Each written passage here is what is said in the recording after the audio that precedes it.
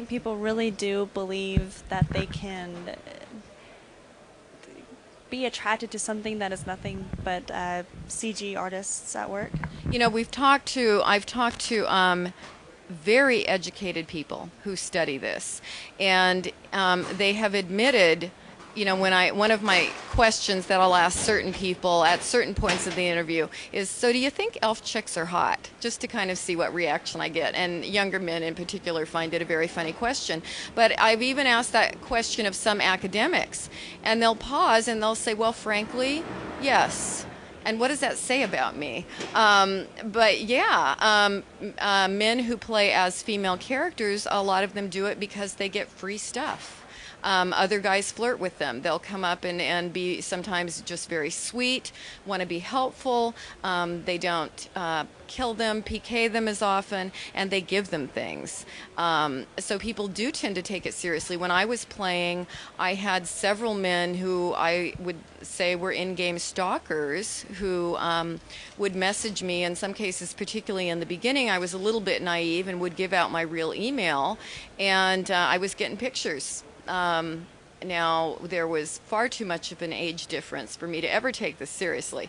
But obviously, they were looking for relationship. And you have to say, what is the deficit in real life that these folks were perhaps that lonely that they were turning to an MMO world trying to find, you know, and I am not the tall blonde elf chick that you're looking at, but there's a strange blurring of primary life and secondary life, and I think particularly for some people who spend a great deal of time in an MMO and don't have much of a social life, they're prone to getting a little bit mixed up about it, sometimes a lot mixed up. Have you, in your studies, faced any of those Jack Thompsons out there that say that games, especially like MMOs with the addictions, and they're blaming them for so many deaths because people go on these sprees? Have you ever encountered any of those anti-gaming people? I've interviewed a few, and I have not interviewed Mr. Thompson personally. I would be interested in doing that if I had the time. He's not high on my priority list. I have interviewed some people that work in the psychological kinds of fields. I'm not terribly impressed with what they're doing.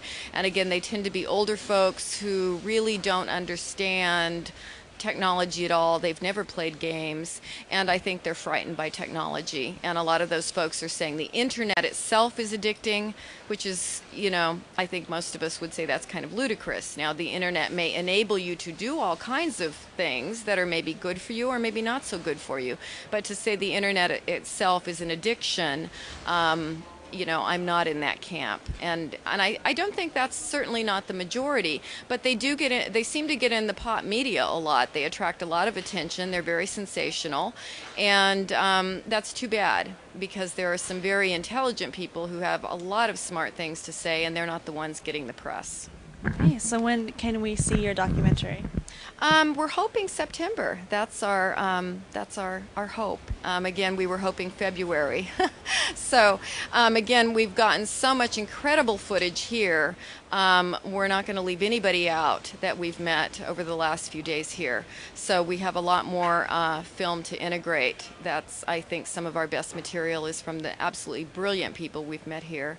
And we're really looking at, you know, one of my spins on this is that I want to take this beyond just the MMO phenomenon, which is what really fascinated me in the beginning and still does, but look at what can we do to really make the world a better place. The simulations that they're using for all kinds of educational purposes. I mean, I have learned so much this weekend about what people are doing educationally for helping stroke victims, for helping people with disabilities. Technology is not going to go away. We can do more productive things than play 50 hours a week as an elf. Okay, and I'm not knocking that, but at some point real life does suffer. And so again, I think we can take a bigger picture, we can grow up, and we can look at what can we do to make the world better with all of this. So why don't you go ahead and tell our viewers the title of your documentary and kind of what it's all about. Okay, it's Gamer Chronicles of Evanor. This was the filmmaker's idea. I originally did not want this focused on me. I wanted to kind of be the researcher and interviewer.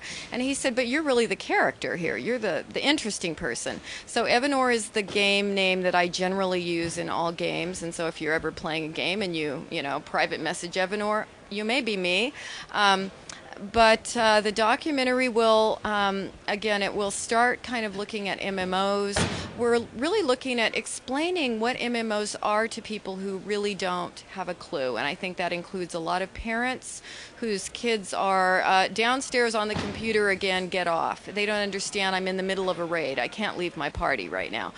So we want to explain MMOs, look at the history of gaming, look at where gaming is going in the future, and then really take a global view and again look at the peripheral things that are being developed so that we're really not just looking at the negatives. Of course, we are going to look at the consequences psychologically. There are some problems that go with it, but we really want to look at the positives too and what can be developed in the future.